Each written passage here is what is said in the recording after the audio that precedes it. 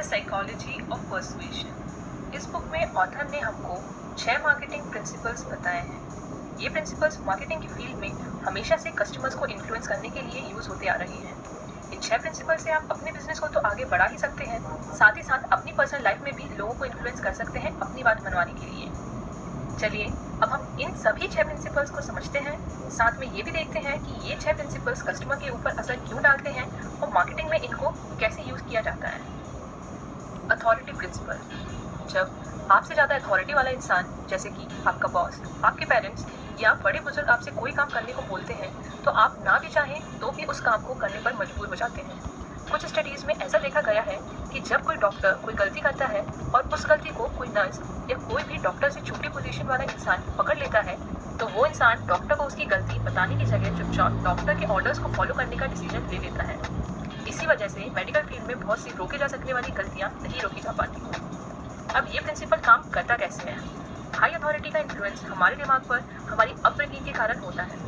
बचपन से हमें सिखाया जाता है कि बड़ों की बात हमेशा मानना चाहिए और हमारा दिमाग भी ज़्यादा सोचना नहीं चाहता, इसलिए वो मान लेता है कि जिस इंसान ने किसी काम को करते हुए बहुत सा टाइम बिताया है उसे सोचने का सारा काम पहले ही कर लिया है, इसलिए हमको बस उसकी बात माननी है, जो वो बोल रहा है वो सही ही होगा।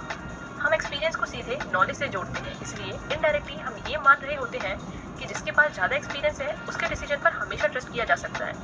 इसी रीज़न से डॉक्टर्स, लॉयर्स और टीचर्स को ब्लाइंडली फॉलो किया जाता रहा है। मार्केटिंग में ये प्रिंसिपल कैसे यूज़ होता है? टूथपेस्ट की एड में डॉक्टर्स, कॉस्मेटिक प्रोडक्ट्स की एड्स में ब्यूटिशियंस, फिटनेस प्रोडक्ट की एड्स में क्रिकेटर्स वगैरह को इसलिए ही दिखाया जाता है क्योंकि मार्केटर्स भी जानते हैं कि कस्टमर के दिमाग पर असर तभी पड़ेगा जब कोई एक्सपर्ट उनसे कोई प्रोडक्ट यूज़ करने को बोलेगा। Scarcity principal. ये प्रिंसिपल कहता है हम उस चीज़ की ज़्यादा वैल्यू करते हैं जिसकी कमी होती है, जो इजीली अवेलेबल नहीं होती है। इसके अलावा हमको कुछ पाने की खुशी इतनी नहीं होती जितना कुछ खोने का दुख होता है।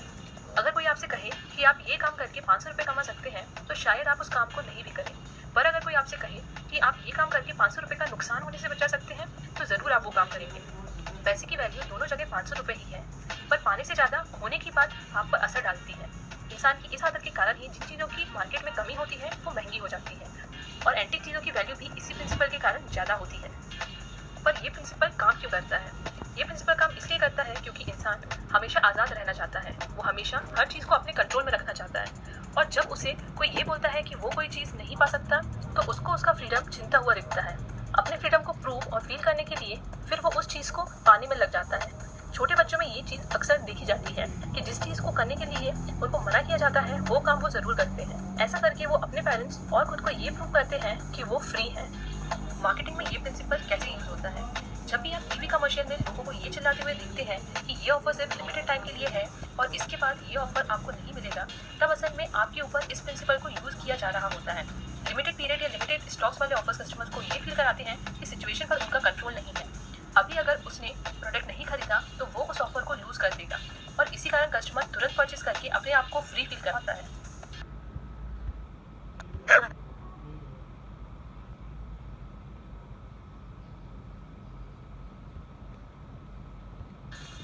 Reciprocation principal.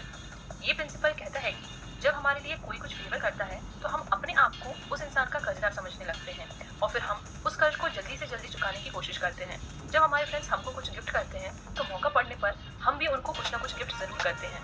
अगर हम ऐसा ना करें तो हमको खुद अपने आप में बुरा लगता है।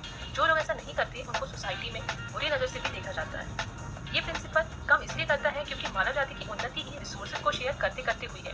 इस प्रिंसिपल के कारण हमको भीतर ही भीतर ये पता रहता है कि जो चीज़ हम दूसरों को दे रहे हैं उसके बदले में आगे जाके हमको कुछ मिलेगा ज़रूर। इसी बात से मोटिवेट होकर बिना झिझके अपनी चीज़ों को शेयर करते हैं और ज़रूरतमंदों की मदद भी करते हैं। अब ये प्रिंसिपल मार्केटिंग में यूज़ कैसे होता है? जब कोई मार्केटर आपको अपने प्रोडक्ट का फ्री सैंपल दे रहा होता है तब आप इस प्रिंसिपल से इन्फ्लुएंस होते हैं। ज़रा सोचिए, अगर आपको कोई दुकानदार अपनी 4-5 चीज़ें फ्री में टेस्ट करने को दे और आप सारी चीज़ें टेस्ट करने के बाद एक भी चीज़ ना लें तो आपको कैसा लगेगा? आप सोचेंगे कि यार इसने हमको बिना पैसे के इतनी सारी चीज़ें दी, एटलीस्ट एक चीज़ तो हम खरीद ही सकते हैं। उसी तरह जब आप बार्गेन करते हैं तो थोड़ी प्राइस आप कम करते हैं और थोड़ी प्राइस दुकानदार कम करता है। जब वो प्राइस कम करता है तो आपको उसका ऑफर एक फेवर लगता है, इसलिए आप भी अपनी प्राइस को थोड़ा सा बढ़ा देते हैं। अल्टीमेटली आप एक म्यूचुअल प्राइस पर आके डील फिक्स कर देते हैं। Social proof. सोशल प्रूफ का प्रिंसिपल ये कहता है कि हम उस चीज़ को सही मानते हैं जिसको दूसरे लोग सही मानते हैं। अगर बहुत से लोग किसी सही चीज़ को गलत बोलेंगे तो हम भी उस चीज़ को गलत ही बोलेंगे। जब कभी आप इस डाउट में होंगे कि कोई काम किया जाए या ना किया जाए, तो आप अपना डाउट दूर करने के लिए पहले ये देखेंगे कि दूसरे लोग ये काम कर रहे हैं या नहीं। अगर सब लोग कर रहे हैं तो सही है, वरना गलत। इस टेंडेंसी को हम आम भाषा में भेड़चाल की मानसिकता भी कहते हैं। भेड़चाल की मानसिकता भी इसलिए काम करती है क्योंकि इसको फॉलो करने से हमको ज़्यादा सोचना नहीं पड़ता। इस प्रिंसिपल को मार्केटर्स हमें ये दिखा के यूज़ करते हैं कि बहुत से लोगों ने उनका प्रोडक्ट खरीदा है। ऑनलाइन शॉपिंग वाली वेबसाइट पर रेटिंग और रिव्यूज़ इसलिए इंट्रोड्यूस किए गए हैं। जब हम देखते हैं कि बहुत से लोगों ने कोई प्रोडक्ट परचेस किया है तो फिर हम भी वही प्रोडक्ट परचेस कर लेते हैं। Commitment and consistency. Commitment and consistency का प्रिंसिपल ये कहता है कि जब आप कोई एक डिसीजन ले लेते हैं तो आप कोशिश करते हैं कि आप उस डिसीजन को ही फॉलो करते रहें और उसे चेंज ना करें। ये बात सुनने में तो बड़ी सिंपल सी लगती है, पर इसका असर बहुत बड़ा और गहरा होता है। जब आप किसी एक ब्रांड का प्रोडक्ट परचेस करते हैं तो कई बार ये होता है कि आप दूसरे प्रोडक्ट भी फिर उसी ब्रांड के परचेस करते हैं। अगर वो ब्रांड अच्छे प्रोडक्ट्स आपको दे रही है तो इस बात में कोई बुराई नहीं है, पर अगर उस ब्रांड के बाकी प्रोडक्ट्स बेकार हैं और आप उनको बस ये बात प्रूव करने के लिए ले रहे हैं कि आप तो बस वही ब्रांड यूज़ करते हैं, तो इसमें आपका ही नुकसान है। इसी तरह जब आप किसी फिल्म एक्टर को पसंद करने लगते हैं तो आप उसकी बुरी फिल्मों को भी अच्छा बताने लगते हैं। पर लोग ऐसा करते क्यों हैं? लोगों को ऐसा करने के लिए सोसाइटी मजबूर करती है। अगर कोई इंसान बार बार अपने डिसीजन चेंज करता है तो लोग उसके इंटेलिजेंस और डिसीजन लेने की ताकत पर सवाल उठाने लगते हैं। इसलिए धीरे धीरे हमारी ये आदत हो जाती है कि हम हमारे डिसीजंस को चेंज ना करना ही पसंद करते हैं। मार्केटर्स इस चीज़ का फ़ायदा कैसे उठाते हैं? वो ये चाहते हैं कि आप बस एक बार उनकी ब्रांड को दूसरों के सामने अपना लें और इतने में उनका काम हो जाता है। आपने ट्विटर पर देखा होगा कि कंपनीज पैसे देकर अपने हैशटैग्स प्रमोट करती हैं और लोगों को एनकरेज करती हैं उन हैशटैग्स को यूज़ करने के लिए।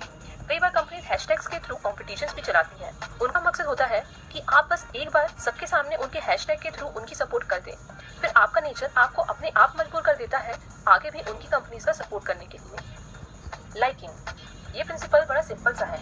इसके मुताबिक आप उस व्यक्ति के रिक्वेस्ट पर हाँ करते हैं जिनको आप पसंद करते हैं। अगर रिक्वेस्ट करने वाले इंसान को आप पसंद नहीं भी करते हैं तब भी आप उसकी रिक्वेस्ट मान सकते हैं, पर इसके चांसेस कम ही होते हैं। ऑथर ने हमको ये भी बताया है कि हम किस टाइप के इंसान को पसंद करेंगे। वो लोग जो अट्रैक्टिव दिखते हैं, वो लोग जो आपके आसपास रहने वाले हैं, वो लोग जो आपको पसंद करते हैं और कॉम्प्लीमेंट भी देते हैं, जिनकी पसंद, सोच, पर्सनैलिटी और बैकग्राउंड आपसे मिलता जुलता है और जिनका गोल वही है जो आपका गोल है। मार्केटर्स इस प्रिंसिपल को हमेशा अपनी एडवर्टाइजमेंट्स में यूज़ करते हैं। वो अट्रैक्टिव दिखने वाले मॉडल्स को अपनी एड्स में दिखाते हैं, उन टीवी स्टार्स को दिखाते हैं जिनको बहुत लोग पसंद करते हैं, या फिर अपने गोल्स या अपने सोशल वर्क के बारे में दिखाते हैं। वो ऐसी चीज़ें आपको बताने की कोशिश करते हैं जो आप पहले से पसंद करते हो। तो ये 6 प्रिंसिपल थे लोगों को मार्केटिंग के थ्रू इफेक्टिवली इन्फ्लुएंस करने के लिए। अगर आप कोई बिजनेस चलाते